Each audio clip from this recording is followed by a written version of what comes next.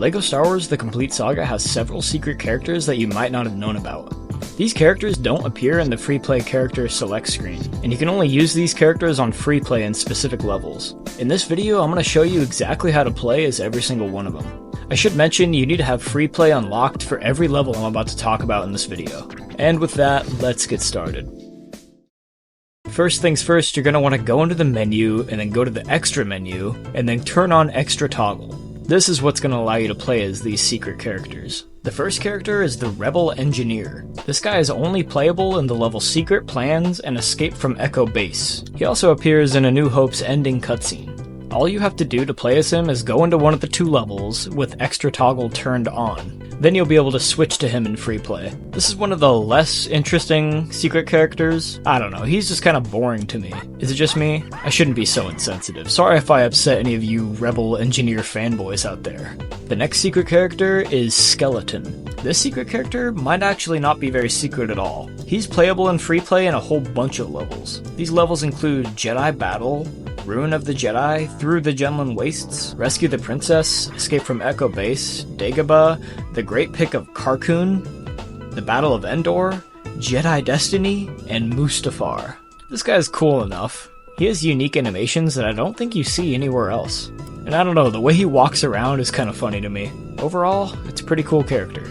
Next up, we have the Buzz Droid. This thing is playable in 4 levels.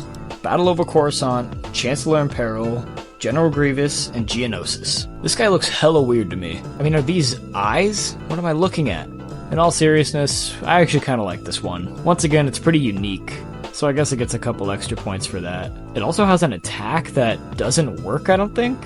Maybe I'm just stupid, but when I was trying to attack stuff, it wasn't doing anything. Moving on. Next up, we have one of my favorite ones, the Training Remote. This character is only playable in 1 level, Ruin of the Jedi. Honestly, this was one of my least favorite levels as a kid, so I wouldn't be surprised if a lot of people don't know about this one. All you can do with this guy is hover over the floor, and you could shoot a bolt that doesn't actually do damage.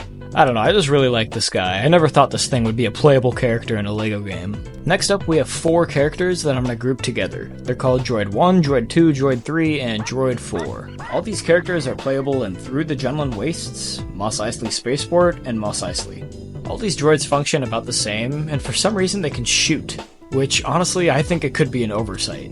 None of them have weapons, and the shooting looks atrocious. Here we have Womp Rat, which is playable in Through the Genlin Wastes, Mos Eisley Spaceport, Jabba's Palace, The Battle of Endor, Mos Eisley, Lego City, and Newtown. What's cool about this guy is he's actually really fast. Unfortunately, he does have one weakness, that being stairs. Next up we have the Mouse Droid, which, again, is a really fast character. In fact, I think it might be faster than the Womp Rat. This character is playable in Rescue the Princess, Death Star Escape, and Jedi Destiny. Just look at this guy move. Next up, we have the Imperial Engineer. This guy's basically just the Imperial version of the Rebel Engineer.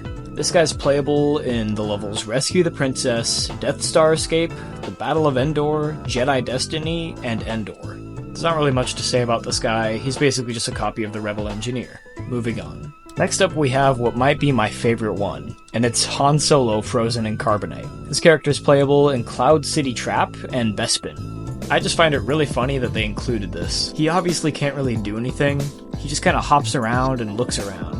But yeah, it's just so weird that this is a playable character. Next character is AT-AT Driver, playable in Escape from Echo Base and Speeder Showdown. This is just another Stormtrooper variation, and I think it's kind of cool. It looks a little different from the rest of the Stormtroopers, so yeah, it stands out a little bit. And here we have another very similar character, Scout Trooper. This character is playable in Speeder Showdown and the Battle of Endor. Personally, I think Scout Trooper should be in the free play roster. It's always been one of my favorite Stormtrooper designs. Alright, that's just about all the secret characters, but there are actually 2 more that might be even less known than the rest. These 2 are only playable in bonus levels. The first one is the Rancor, only playable in Tatooine. I actually really like this one because this is probably the biggest character you can play in the game. Unfortunately, he doesn't have much of a moveset and he's extremely slow, which makes him kinda unviable. But nonetheless, it's still really cool to see a playable Rancor, even if it's just in a bonus level.